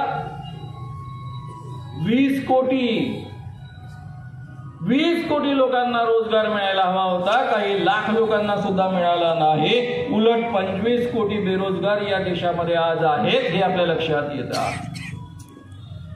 मित्रांनो, याने आपल्या या सरकारनं ईडीचा आणि CBIचा आणि इन्कम टॅक्सचा किती दुरुपयोग करावा याची काही उदाहरणं फक्त मी तुमच्या पुढ्यामध्ये ठेवतो. आमचे पत्रकार मित्र आहे शिवसेनेचे संजय राऊत, सामनाचे अनेक वर्षांपासून संपादक आहे. त्यांनी आपल्या एका नातेवाईकाकडनं 50 लाख रुपये चेकनं घेतले, म्हणजे बँकेच्या माध्यमातून त्यांच्या खात्यामध्ये आले. कालांतरानं ते पैसे बँकेच्याच खात्यामधनं ट्रान्सफर केले, म्हणजे चेकनं दुसऱ्या खात्यामध्ये ते परत गेले. आता यामध्ये कसला गैरव्यवहार आहे? एखाद्या ओळखीच्या माणसाकडनं पैसे उधार घेणं आणि परत करणं हा व्यवहार झालेला आहे. त्यांना वारंवार धमक्या आल्या, ईडी लागेल, जेलमध्ये जावं लागेल, तुम्ही आमच्या सोबत या, म्हणजे BJP सोबत या, उद्धव ठाकरेंना सोडा. हा निडर माणूस काही दबला नाही. शेवटी त्यांना जेलमध्ये टाकलं ईडीने. आणि शेवटी न्यायमूर्तींनी पाहिलं की कोणताच पुरावा नाही, यामध्ये कोणताच गैरव्यवहार नाही, आणि म्हणून त्यांना काही महिन्यानंतर जमानत दिली आणि मोकळं सोडलं. हा मर्द आमचा एक पत्रकार मित्र जो ईडीला दबला ना. दुसरे आमचे एक मित्र, नागपूरला एक कार्यक्रम झाला, त्या कार्यक्रमामध्ये काही लोक उपस्थित होते, त्यामध्ये आपले जुने गृहमंत्री अनिल देशमुख पण उपस्थित होते. अनिल देशमुख 14 महिने जेलमध्ये राहून बाहेर आले होते. मी त्या कार्यक्रमामध्ये त्यांचं जाहीर अभिनंदन केलं की म्हटलं तुम्ही दबला नाहीत, BJP मध्ये सामील झाला नाहीत, शरद पवारांना या वयात तुम्ही सोडलं नाहीत, मर्दपणा दाखवला, 14 महिने जेल भोगली, आणि त्यांना जमानत का मिळाली? कारण कोणत्याच पद्धतीचा पुरावा उपलब्ध नाही म्हणून. त्यामुळे तुमच्या या मर्दपणाला आपला सलाम आहे, म्हणून मी त्यांचं जाहीर ते अभिनंदन केलं. पण त्यावेळेस मला वस्तुस्थिती माहीत नव्हती. पुढे कळलं की जेव्हा हे गृहमंत्री होते, उद्धवजी ठाकरे महाराष्ट्राचे मुख्यमंत्री होते, त्या काळामध्ये आमच्या महाराष्ट्रातला एक नेता जो कोणत्याच सरकारी पदावर नाही, त्याने आपला एक माणूस पाठवला. तो माणूस फोनवर महाराष्ट्राचे गृहमंत्री अनिल देशमुखांशी बोलायला लागला. त्या नेत्यानं आदेश दिला की मी तुमच्याकडे 4 ॲफिडेव्हिट पाठवलेले आहेत, त्यावर सही करा. पहिलं ॲफिडेव्हिट होतं की उद्धव ठाकरे मुख्यमंत्री यांनी मातोश्रीवर, म्हणजे त्यांच्या घरच्या घरी बोलावलं आणि दर महिन्याला एवढे पैसे गोळा करायला सांगितले, या ॲफिडेव्हिटवर सही करून द्या. दुसरं ॲफिडेव्हिट होतं उद्धव ठाकरे यांचा मुलगा आदित्य ठाकरे, तेही कॅबिनेट मंत्री, त्यांनी दिशा सॅलियन नावाच्या मुलीवर बलात्कार केला. मी पुन्हा वाक्य रिपीट करतोय. दिशा सॅलियन नावाच्या मुलीवर बलात्कार केला आणि त्यानंतर तिचा खून केला. या ऍफिडेव्हिटवर सही करून द्या. त्यानंतर तिसरे त्यांचे अनिल परब नावाचे मंत्री, यांचे काही गैरव्यवहार आहे, या ऍफिडेव्हिटवर सही करून द्या. आणि चौथं ऍफिडेव्हिट होतं त्यावेळेसचे महाराष्ट्राचे उपमुख्यमंत्री अजितदादा पवार यांनी स्वतःच्या बंगल्यावर बोलावलं. त्यावेळेस त्यांचा मुलगा जो आधी लोकसभेला उभा राहिला होता तो उपस्थित होता आणि या दोघांनी मला म्हणजे अनिल देशमुखांना आदेश दिला की गुटखेवाल्यांकडनं एवढे पैसे दर महिन्याला गोळा करून द्या. या 4 ऍफिडेव्हिटवर तुम्ही सही करून दिली तर तुम्हाला ईडीचा त्रास होणार नाही, जेलमध्ये जावं लागणार नाही. अनिल देशमुखांनी खूप विचार केला आणि त्यांच्या लक्षात आलं की हे आपण करू शकत नाही, म्हणून त्यांनी नकार दिला. पुन्हा या नेत्याचा माणूस आला, तो सांगायला लागला ठीक आहे अजितदादांबद्दल तुम्ही नका बोलू, नका लिहून देऊ. मी असं ऐकलं की उद्या इथे अजितदादांची सभा आहे, त्यांना हा किस्सा ऐकवा. तुमच्याच विरुद्ध ऍफिडेव्हिट मागितलं होतं ज्यांच्यासोबत तुम्ही आता हिंडता आहात ते पण त्यांना आठवून द्या. आणि जर अजितदादांबद्दल नाही देत तर नका देऊ, पण इतर 3 लोकांच्या ऍफिडेव्हिटवर सही करून द्या. अनिल देशमुखांनी खूप विचार केला की आपण जर या ऍफिडेव्हिटवर सही केली तर उद्धव ठाकरे जेलमध्ये जाणार, आदित्य ठाकरे यांनी बलात्कार केला म्हणून जेलमध्ये जाणार, अनिल परब जेलमध्ये जाणार आणि या 3ही निरपराध माणसांना माझ्या ऍफिडेव्हिटमुळे शिक्षा होणार हे त्यांना मान्य नव्हतं आणि म्हणून त्यांनी खूप विचार करून शेवटी नकार दिला. नकार दिल्यानंतर दुसऱ्या दिवसापासून ईडीची चौकशी सुरू झाली आणि 14 महिने जेलमध्ये जावं लागलं. मित्रांनो, मी खोटेपणा करणार नाही, इतरांना जेलमध्ये माझ्यामुळं मी पाठवणार नाही. वाटेल तर मी जेलची शिक्षा भोगेल. हा जो मर्दपणा अनिल देशमुखांनी दाखवलेला आहे त्याचं आपण सगळ्यांनी मनापासून अभिनंदन केलं पाहिजे आणि अशाच माणसांची आपल्या समाजाला आजच्या काळामध्ये गरज आहे. या सभेमध्ये आपले विरोधी पक्षनेते वडेट्टीवार होते. त्यांनी तेव्हाच जाहीर केलं की माझ्यावर कितीही दबाव आला आणि काही झालं तरी मी काही बीजेपी मध्ये जाणार नाही, जेलमध्ये जाणं पत्करेल. मधल्या काळामध्ये जेव्हा बातम्या यायला लागल्या की वडेट्टीवार पुन्हा बीजेपीमध्ये जाणार तर मी खात्रीनं सांगत होतो की ते जाणार नाही. त्याने जाहीररित्या त्या पद्धतीचं अभिवचन दिलेलं आहे आणि ते शेवटपर्यंत टिकले. अनेक नेत्यांवर या पद्धतीचा दबाव टाकला जातो. आज जे मंत्रिमंडळामध्ये आहे त्यांचा किस्सा तुम्हाला सांगतो. माझा एक मित्र जुन्या मंत्रिमंडळामध्ये मंत्री होता, गुवाहाटीवरनं तो परत आला. ते मला म्हणायला लागले मानवसाहेब आजकाल काही लोकशाही उरली नाही, नुसते हुकुमशाही आहे. हो, आम्ही गुवाहाटीला गेलो होतो ना, आमच्या सगळ्यांचे फोन काढून घेतले. आम्हाला हॉटेल बाहेर सुद्धा जाता येईना, कारण हॉटेल बाहेर गेलो ते सगळेच्या सगळे तिथले सुरक्षा रक्षक आणि पोलीस आमच्या मागे लागायचे, बाहेर पण जाऊ द्यायचे नाही. एवढंच नव्हे तर पुढे त्यांनी सांगितलं, राहू दे तुझं, पुढे त्यांनी सांगितलं सर आम्हाला रोज कॉन्फरन्सिंगवरनं दिल्लीवरनं सांगितलं जायचं काळजी करू नका आपलं सरकार येणार आहे. आणि खरंच सरकार आलं, केवढं महत्वाचं सरकार आहे. मी म्हटलं तुमचं सरकार टिकणार नाही. त्यावर तोपर्यंत सरकार झालं होतं, मुख्यमंत्र्यांनी शपथ घेतली होती शिंदेंनी, टिकणार नाही म्हटलं. कारण ते तुमचे 5-6 लोक होते ईडीमध्ये, त्यांच्या धाकाखाली गेले. सर 5-6 नाही, तुम्हा पत्रकारांना फक्त 5-7 माहिती आहे. 40 लोकांचे कागदपत्र तयार होते. आमच्या सोबत या, नाही तर जेलमध्ये जा. सोबत आला तर खोके पण मिळतील, मंत्रीपद पण मिळतील. आणि म्हणून 40 लोक गेले. तुम्हाला असं वाटतं ना ते तसेच गेले, असं नाही गेलेले, असे गेलेले आहे. म्हटलं पण ते आता डिफेक्शन लॉ लागू होईल ना, तुम्ही पार्टी बदलली त्याकरता डिफेक्शन लॉ लागू होईल. सर काही लागू नाही होणार, आम्हाला ऑलरेडी सांगितलं कॉन्फरन्सिंगवरनं दिल्लीवरनं, सगळं सेट आहे, काळजी करू नका, आपलं सरकार 2.5 वर्ष चालणार आहे. त्यावेळेस मी त्यांना छातीठोकपणे म्हणत होतो, आपल्या देशामध्ये हायकोर्ट आहे, सुप्रीम कोर्ट आहे. ते म्हणे आहे ना, पण सगळं सेट आहे ना. मी विश्वास ठेवायला तयार नव्हतो, पण खरंच तसं झालं. पहिले हायकोर्टानं कारण नसताना मुदत वाढवून दिली आणि बंधन नाही घातलं राज्यपालांनी तोपर्यंत गप्प राहा. मधल्या काळामध्ये राज्यपालांनी धडाधड निर्णय घेतले. शिंदे सरकार आलं, मग सुप्रीम कोर्टाचा निर्णय आला. काय निर्णय आला? राज्यपालांचा निर्णय अवैध, शिंदेंना दिलेली शपथ अवैध, म्हणजे आलेलं सरकार अवैध आणि तरी सरकार चालूच. म्हणजे निर्णय कसा दिला?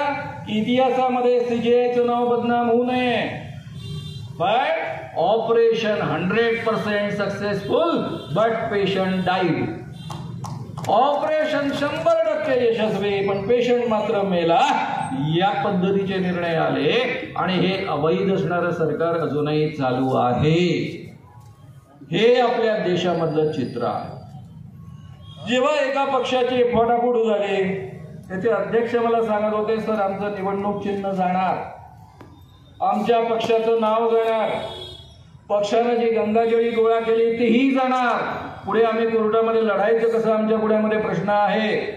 म्हटलं नाही, कोर्टात काही निर्णय लागेल ना? हो नाही म्हणे, कोर्टामध्ये सगळे निर्णय यांच्यानुसार लागतात, यांनी जसे फोन केले त्या पद्धतीनं लागतात. आणि मित्रांनो, खरंच त्या पद्धतीचे निर्णय आले. मी तुम्हाला एवढंच सांगेन की कदाचित तुम्ही म्हणाल हे विरोधी पक्षनेत्याचं मत आहे किंवा विरोधातल्या लोकांचं मत आहे. प्रशांत भूषण नावाच्या वकिलांनी जाहीररित्या सांगून ठेवलेलं आहे की सगळ्याच्या सगळ्या हायकोर्ट जजेस आणि सुप्रीम कोर्टच्या जजेसचे डोजियर्स तयार आहेत, म्हणून त्यांच्या फाईल्स रेडी आहेत आणि त्यांना ही धमकी दिली जाते की तुम्ही आमच्यानुसार जर निर्णय दिले नाहीत तर तुम्हाला ईडीमध्ये जेलमध्ये जावं लागेल. ईडीला कोण घाबरतो? अरे मोठे मोठे पोलीस अधिकारी घाबरतात. मुंबईचे पोलीस कमिशनर, महाराष्ट्रातलं नंबर 2चं पद, तो आमचा एक पत्रकार, आम्ही खरं म्हणजे पत्रकार म्हणणं सुद्धा त्यांना योग्य वाटत नाही, अर्णब गोस्वामी नावाचा, त्याला महाराष्ट्र सरकारने अटक केली होती. सुप्रीम कोर्टाने आउट ऑफ वे जाऊन त्याला बेल दिली. जेव्हा या अधिकाऱ्याला प्रश्न विचारण्यात आला की पुढे त्या केसचं काय झालं, त्या अधिकाऱ्याने सांगितलं, मला ताबडतोब दिल्लीतनं फोन आला आणि सांगितलं की अर्णब गोस्वामीवर जर तुम्ही काही ऍक्शन घेतली तर तुम्हाला ईडीमध्ये जेलमध्ये पाठवू.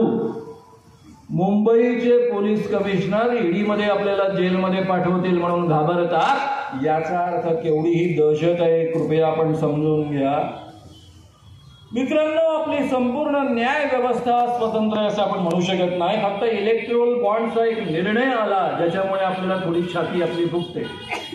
बाकीचे सगळे निर्णय असेच आहेत की जे सातत्यानं सरकारच्या बाजूने राहतील, या पद्धतीचे निर्णय आहेत.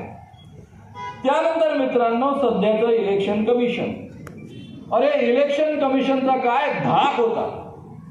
सध्या इलेक्शन कमिशन म्हणजे मोदीजींचा पट्टा बांधलेलं इलेक्शन आहे असं वाटतं आहे. साधं या ज्या इंडिया नावाची जी आघाडी आहे, ज्यामध्ये 28 पक्ष आहेत, 27+1 झाला त्यामुळे पुन्हा 28 झाले. या 28 पक्षाच्या आघाडीनं विनंती केली होती इलेक्शन कमिशनला की तुम्ही जे काही ईव्हीएम वापरता आहात तेच वापरा, फक्त हे व्हीव्हीपॅट जे आम्हाला 7 सेकंदपर्यंत दिसतं त्याच्याऐवजी ते आम्हाला हातात घेऊ द्या. आम्ही बटन दाबलं, त्या सिम्बॉलला खरोखर मत पडलं की नाही, छापलं गेलं की नाही आम्हाला पाहू द्या. आम्ही बाजूच्या बॉक्समध्ये ते टाकू, त्या बॉक्समधनं ते तुम्ही मोजा आणि त्याच्या आधारावर निर्णय घ्या. खरं म्हणजे ही मागणी अत्यंत रॅशनल आहे, सायंटिफिक आहे, इलेक्शन कमिशनचा खर्च वाढवणारी नाही आणि तरीही इलेक्शन कमिशननं त्यांना साधी भेट दिली नाही. याचं कारण काय आहे? इलेक्शन कमिशनला काहीतरी गडबडी करायची आहे असा लोक अर्थ काढतात आणि तो का चुकीचा आहे? अरे तुम्हाला व्हीव्हीपॅट मोजायला किती वेळ लागतो? तुमच्या जुन्या इलेक्शन कमिशनचे कमिशनर कुरेशी यांनी सांगितलं की पूर्वी एक मतपत्रिका तपासायला किमान 3 मिनिटं लागायची, आता केवळ एक सिम्बॉल पाहिजे, 3 सेकंदामध्ये एक मतपत्रिका तपासून होते आणि त्यामुळे 6-7 तासांमध्ये निर्णय लागू शकतात. लोकांचा विश्वास निर्माण व्हावा, संपादन व्हावा म्हणून त्याकरता हे आपण केलं पाहिजे, पण हे करायला तयार नाही. तुमच्या माझ्यासाठी जे मोदींनी निर्णय घेतले त्यातल्या फक्त 3 निर्णयांचा मी उल्लेख करणार आहे. पहिला निर्णय आहे डिमॉनिटायझेशनचा. 500 आणि 1000 रुपयाच्या नोटा बंद केल्या. मी अर्थशास्त्राचा विद्यार्थी असल्यामुळे मी या गोष्टीचं फार स्वागत केलं. चला ब्लॅक मनी काढतील. मला वाटलं होतं की या माणसाने पूर्ण तयारी केली असेल. नोटा ऑलरेडी छापल्या गेल्या असतील, त्या सगळ्याच्या सगळ्या नोटा बँकांमध्ये जाऊन पोहोचल्या असतील. आपल्याला काय करायचंय? त्या काळामध्ये माझ्या कार्यशाळांची फी सगळी कॅशमध्ये जमा व्हायची. म्हटलं आपल्याला जी कॅश घेऊन जायचंय, बँकेत गेलं की घेऊन यायचंय दुसऱ्या नोटा बदलून, बाकी काय करायचं. अरे मला काय माहित, हा माणूस एवढा हुशार आहे की यांनी कोणाला विचारलं नाही, काही नाही, एकदम 8 वाजता डिक्लेअर करून टाकलं 12 वाजेपासून नोटा बंद. अरे नोटा छापणं चालूच आहे, अजून यायच्याच आहे, त्या बँकांमध्ये जमाच व्हायचे. एवढंच नव्हे तर साधं एटीएम मध्ये त्या नोटा चालणार नाही, कारण त्यांचे साईज बदललेले आहे, त्याचं कॅलिब्रेशन झालेलं नाही, याचाही विचार या माणसानं केला नाही. आणि मग मुंबई सारख्या शहरामध्ये 2000 रुपये एका दिवसात बदलून घेण्याकरता रांगाच्या रांगा लागल्या. कारण मेजॉरिटी लोकांपर्यंत जे पैसे होते ते सगळे 500 आणि 1000च्या नोटांमध्ये होते. कारण आपल्या देशामधली 85% करन्सी, 85% करन्सी ही 500 आणि 1000 रुपयांच्या नोटांमध्ये होती. मित्रांनो, ज्या रांगा लागल्या, जे लोकांचं नुकसान झालं ते काय सांगावं. माझं गाव मिदनापूर नावाचं गाव, नोट बदलवायला 500 रुपयाची बदलवायची आहे तर काय करावं लागायचं. गावातनं 1.5-2 किलोमीटर पायी यायचं, तिथून बसने जायचं, तिथून रिक्षाने बाबुळगाव बँकेत जायचं, 500 रुपयाची नोट बदलून मिळायची, दिवसभर रांगेत लावावं लागायचं. बाई असेल तर 300 रुपयाची मजुरी पडायची, पुरुष असेल तर 450 रुपयाची मजुरी पडायची. आणि 450 आणि 300 रुपयाची मजुरी पाडून 150 रुपयाचा येण्या जाण्याचा खर्च करून 500 रुपयाची नोट बदलून मिळायची. अख्ख्या देशाची या माणसानं वाताहात लावली. त्यामुळं जे छोटे मोठे उद्योग मारले गेले, छोटे मोठे व्यवसाय मारले गेले, ते आजही पुन्हा उभे राहू शकलेले नाहीयेत गेल्या 9 वर्षांमध्ये, 8 वर्षांमध्ये, 7 वर्षांमध्ये. कारण हा निर्णय 2016चा आहे, म्हणजे जवळपास 7-8 वर्ष झाली. त्यानंतर मित्रांनो दुसरा निर्णय, मी अर्थशास्त्रामध्ये आम्हाला शिकवलं जातं महागाई कशी कंट्रोल करायची. महागाई कंट्रोल करायची असेल तर डिझेलच्या किमती कमी ठेवायच्या, म्हणजे वाहतुकीचे खर्च कमी होतात, महागाई फार वाढत नाही. जेव्हा मनमोहन सिंगांचं सरकार होतं आणि मोदींचं सरकार आलं त्यावेळेस डिझेलची किंमत 71 रुपये होती आणि आंतरराष्ट्रीय बाजारामध्ये कच्च्या तेलाची किंमत $109 होती. मोदी पंतप्रधान झाले आणि ते छातीडोकपणे लोकांना सांगायला लागले, ऐसा नसीब वाला प्रधानमंत्री चाहिए, मैं प्रधानमंत्री बना और कच्चे तेल की कीमतें गिर गई नीचे. $78 वर आले, पुढे $40 पर्यंत खाली उतरले. पण मित्रांनो डिझेल तुम्हाला मला स्वस्त मिळालं नाही, 71 रुपयातही मिळालं नाही, ते 90च्या आसपास मिळत राहिलं आणि संपूर्ण देशामध्ये महागाईचा भडका उडाला. जे प्राथमिक अर्थशास्त्रामध्ये शिकवलं जातं ते सांगणारा एकही अर्थशास्त्री या माणसाला मिळू नये. पंतप्रधानाला सगळ्या विषयांची अक्कल असली पाहिजे असा कोणीही आग्रह धरणार नाही, पण त्याला 101 एक्सपर्ट उपलब्ध असतात, त्यांच्याकडनं माहीत करून घेतलं पाहिजे. पण या माणसाला जगातल्या सगळ्या गोष्टींचं आपोआप जे ज्ञान असतं आणि विश्वगुरू आहे त्यामुळे कुणाचं ते ऐकून घेण्याच्या मनस्थितीत नसतात. आणखी यांचा एक निर्णय कोविडच्या काळामध्ये, तुम्हाला आठवत असेल, कोविडच्या काळामध्ये उद्धव ठाकरेंचं सरकार होतं. उद्धव ठाकरे तुमच्या माझ्याशी फेसबुकच्या माध्यमातून संवाद साधत असत. त्यामुळं उद्धव ठाकरे घराघरात पोहोचले, ते आपल्या घरातला एक भाग झाले, आपल्या कुटुंबियांपैकी एक भाग बनले. अतिशय चांगल्या पद्धतीने हे सरकार चालत होतं. मी फार जवळून पाहत होतो, कारण त्या सरकारशी मी जवळून संबंधित होतो. त्यावेळेस ते पूर्वतयारी करून घेत होते. आमच्या मुंबईमध्ये त्यांनी 50% नोकऱ्या, आज 50% लोकांनी यावं, उद्या 50%नी यावं, म्हणजे तिथली गर्दी कमी होईल. बसेसची संख्या कमी करून टाकली होती. रेल्वे म्हणजे लोकल फेऱ्या कमी करणार याची आधीपासून सूचना द्यायला सुरुवात केली होती. लोकांची मानसिक तयारी हळूहळू ते करून घेत होते. आणि त्यावेळेस केवळ 400 ते 500 लोकांना कोविड झालेला होता. आणि 20 मार्च 1920ला रात्री, 24 मार्च 1920ला अचानकपणे मोदीजी रात्री 8 वाजता टीव्हीवर उगवले.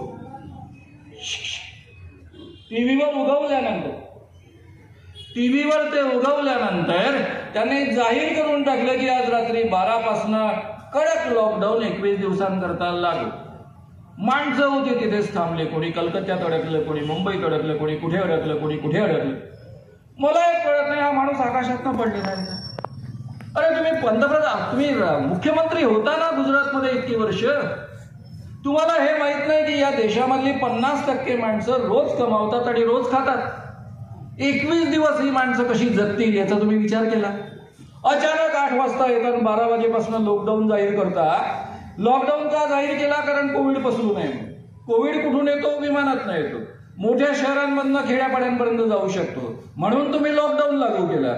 आणि लॉकडाऊन लागू केल्यानंतर या लोकांचं काय?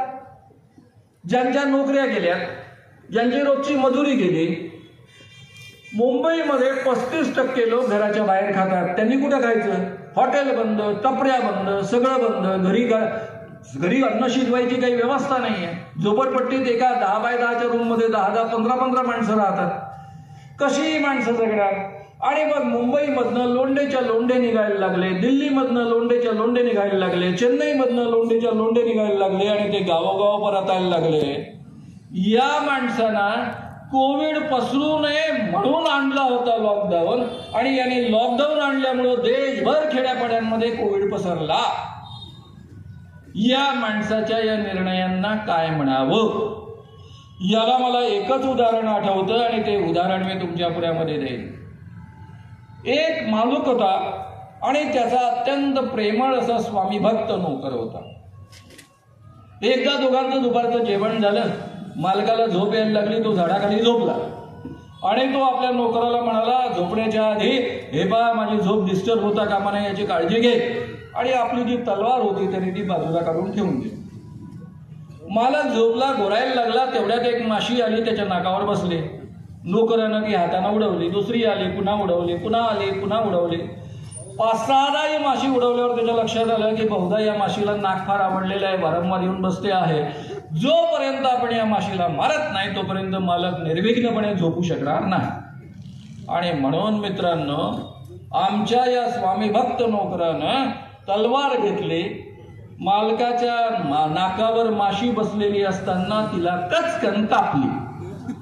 त्याबरोबर मालकाचं नाकही कापलं गेलं. यातले स्वामी भक्त नोकर आहेत आमचे पंतप्रधान मोदीजी. मालक आहे भारतीय जनता. भारतीय जनतेवर त्यांचं इतकं प्रेम आहे की तुम्हाला त्रास होऊ नये म्हणून तुमचं ते कचकन नाक कापतात.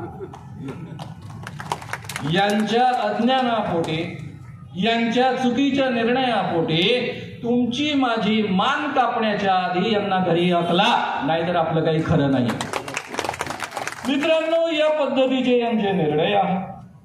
गेल्या 10 वर्षामध्ये यांनी आपल्या मित्राची संपत्ती इतकी वाढवली.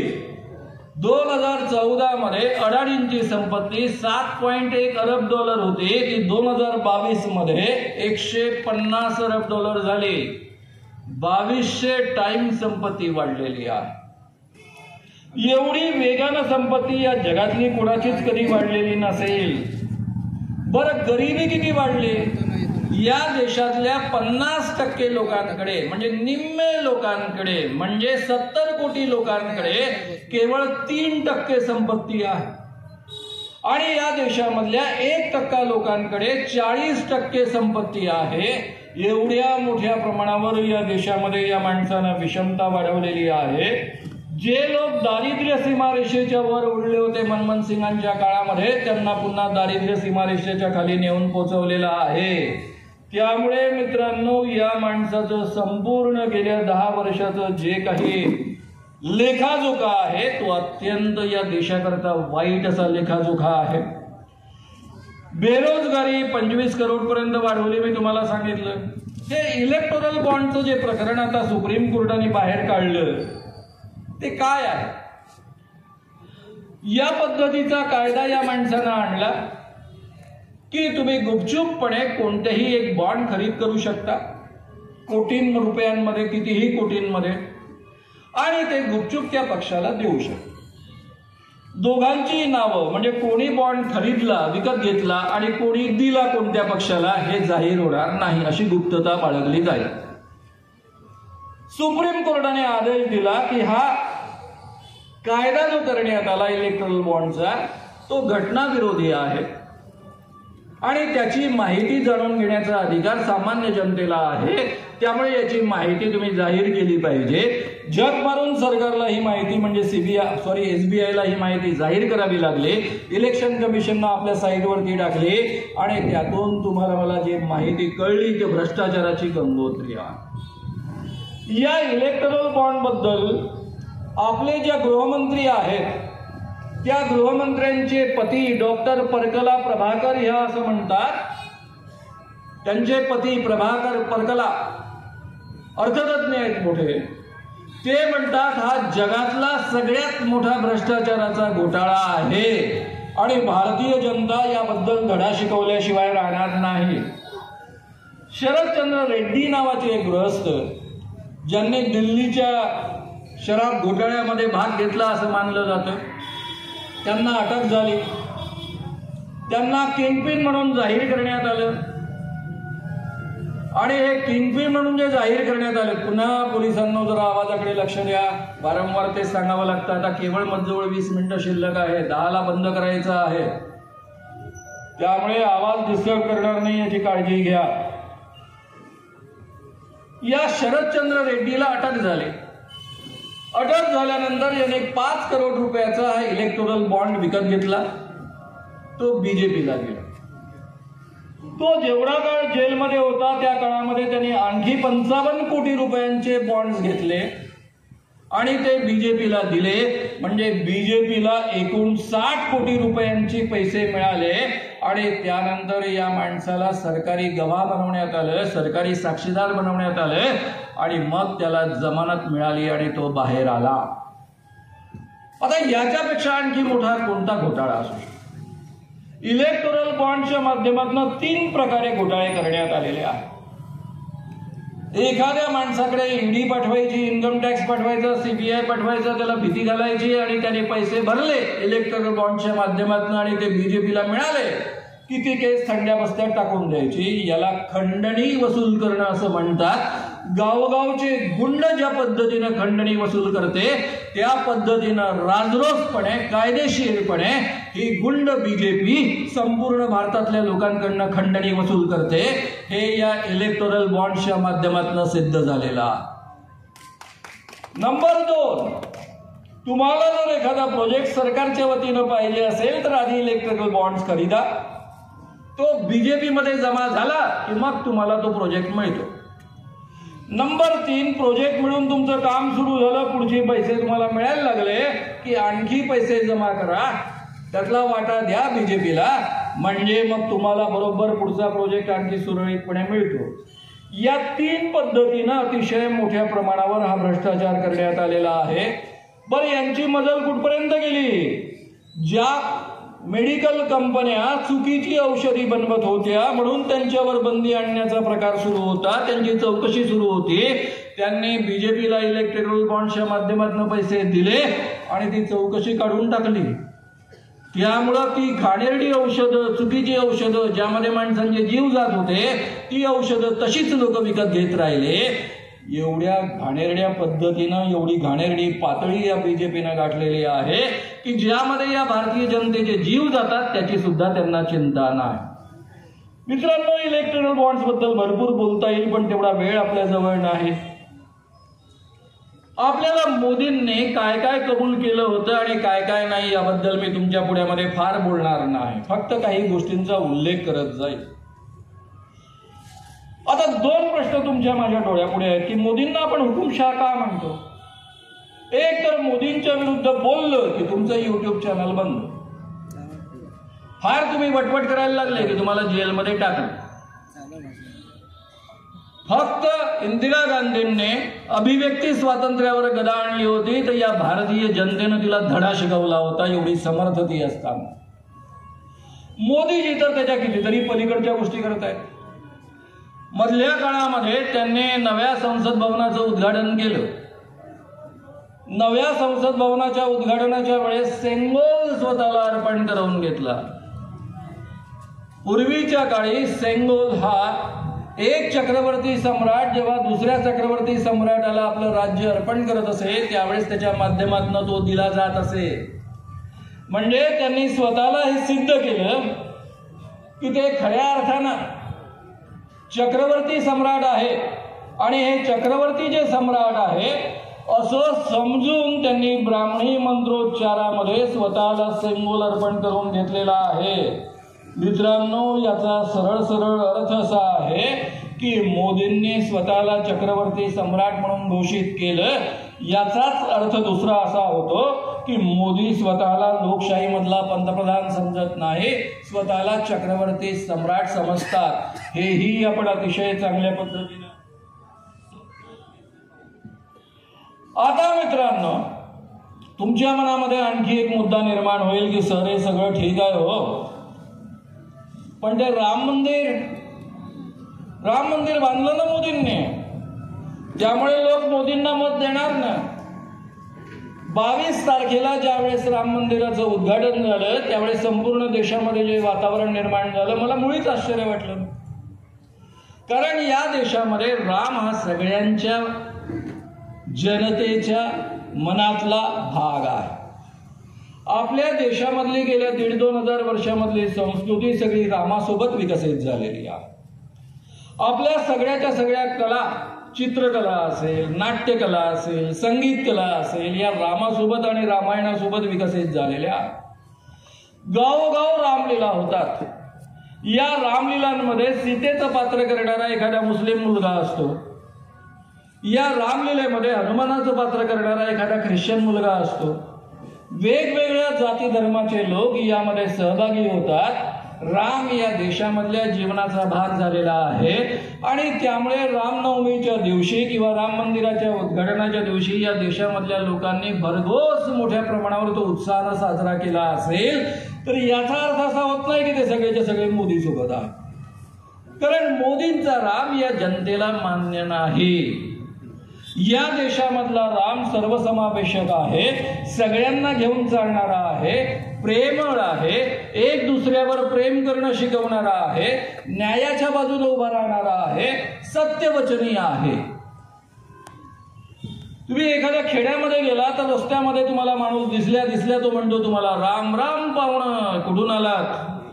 राम राम म्हणताना त्याचा चेहरा हसतमुख असतो, स्वागत तो तुमचं करत असतो, वरून विचारतो कुणाकडे आलात आणि नुसता विचारत नाही, तिथपर्यंत आपल्याला नेऊन पोहोचवतो। ही संस्कृती या देशाची राहिलेली आहे। त्यावेळेस तुम्ही कोणत्या जातीचे आहात, कोणत्या धर्माचे आहात, काय आहे हे विचारत बसत नाही, प्रत्येकाला तो राम राम पाहुणा असंच म्हणतो।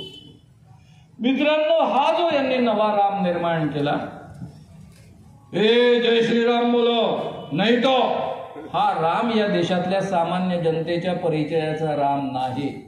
हा राम सामान्य माणसाला मान्य होणारा राम नाही। त्यामुळे रामाला मानणारी माणसं मोदींना मत देतील या भ्रमामध्ये तुम्ही मुळीच राहू नका। मित्रांनो, आपल्याला अतिशय चांगल्या पद्धतीने मोदींना हरवता येतं आणि यावेळेस मोदी हरणारच आहेत। त्याची 2 कारणं मी तुम्हाला सांगतो। 100% हार का हारतो?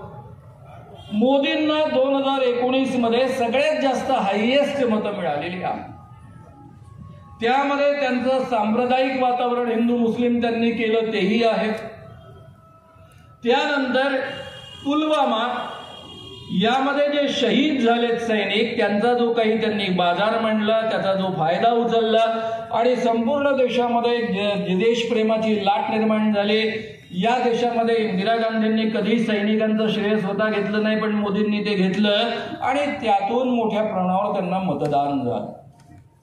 त्यांचे 303 खासदार निवडून आले, पण हे 303 जे खासदार निवडून आले त्यांना मतं किती मिळालेली आहे? 37.3%। आज जे 28 पक्ष इंडिया आघाडीच्या नावावर एकत्र आलेले आहेत त्यांच्याजवळ आज जी मतं आहेत ती आहेत 52%च्या वर। मी 19 मधलं तुम्हाला हिशेब सांगतो आहे, म्हणजे केवळ इंडिया आघाडीचे मतं एकत्र आलीत म्हणून। आणि गेल्या वेळेस सारखं जरी मतदान झालं तरी इंडिया आघाडी सहजतेनं निवडून येते आणि मोदींना घरी जावं लागतं, ही वस्तुस्थिती आहे. तुमच्या काही लोकांच्या मनामध्ये असं असेल, म्हणजे तुम्ही म्हणाल ते काही पक्ष जातील ना सोबत, एक गृहीतच धरलेला आहे. जे 62.7% विरोधी मतं आहेत त्यामध्ये 10-11% मतं आपण सोडून दिली, ज्यामध्ये काही लोक मोदींसोबत जाऊ शकतात असे जे पक्ष आहेत त्यांची टोटल बेरीज ही 10-11% सुद्धा होत नाही, तरी आपण ती सोडून दिली. म्हणजे आज 37.3% मतं मोदींकडे आहेत आणि विरोधकांकडे 50%च्या वर मतं आहेत. त्यामुळे 100% विरोधकांची आघाडी, इंडिया आघाडी निवडून येते. म्हणाल सर ते ईव्हीएम मधली गडबड, ईव्हीएम मध्ये गडबड होते की नाही? डेफिनेटली होते. पण ईव्हीएम मध्ये जी गडबड होते ती ऑलरेडी 2019 मध्ये यांनी केलेली असणार आहे, कारण सत्ता यांचीच होती. त्यामुळे त्यात आता काय फरक पडणार आहे? ईव्हीएम मधल्या गडबडीसोबत त्यांनी 37.3% मतं मिळवली होती. आणखी गडबड 3-4% करतील. ईव्हीएमचा अभ्यास करणाऱ्या सगळ्या तज्ज्ञांचं मत आहे की 10%पेक्षा जास्त गडबड करता येत नाही तर ते जाहीररित्या एक्सपोज होतील. आणि त्यामुळं मित्रांनो, यांनी कितीही गडबड करण्याचा प्रयत्न केला तरीही यांची मतं 40%च्या वर वाढू शकत नाही. वाढली 40-42% तरी विरोधी मतं 48%च्या वर राहतात आणि त्यामुळे इंडिया आघाडी बहुमतानं निवडून येते. आता हे सगळं मी तुम्हाला सांगितल्यानंतर माझा काही प्रश्न आहेत, सवाल आहेत, ते बोलून मी या ठिकाणी आता थांबणार आहे. आपल्या पुढ्यामध्ये 2 पर्याय आहेत. एक तर हुकुमशहा मोदींच्या बाजूने उभे राहा किंवा त्यांच्या विरोधात उभे राहा. तिसरा पर्याय सध्या आपल्याजवळ नाही, कारण मोदींनी या देशाची राज्यघटना धोक्यात आणलेली आहे. तो धीरेंद्र कृष्ण महाराज जाहीररित्या म्हणायचा, काय म्हणायचा जाहीररित्या? तो जाहीररित्या म्हणायचा, जैसे सुभाष बाबू कहते थे, मुझे आप आजाद खून दो, मैं आपको आजादी दूंगा. हा धीरेंद्र कृष्ण महाराज जाहीररित्या म्हणतो की आप मुझे साथ दो, मैं आपको हिंदू राष्ट्र दूंगा. याचं हिंदू राष्ट्र कसं आहे? याचं हिंदू राष्ट्र आहे, त्याचा एक व्हिडिओ उपलब्ध आहे. एक अछूत माणूस त्याच्या पायावर डोकं ठेवायला येतो, त्यावेळेस सांगतो, ए मुझे छुओ मत, हम ब्राह्मण है, तुम अछूत हो, मुझे छुओ मत. हे यांचं हिंदू राष्ट्र आहे. दुसरं उदाहरण सांगतो, आपले संभाजी भिडे. संभाजी भिडे नागपूरमध्ये आले, अमरावतीमध्ये आले आणि त्यांनी जाहीररित्या म्हटलं की महात्मा गांधी ये मुस्लिम मालिक की उपज है. म्हणजे थोडक्यामध्ये महात्मा गांधींची आई कोणत्या तरी मुस्लिम माणसासोबत आणि त्यातून महात्मा गांधींचा जन्म झाला.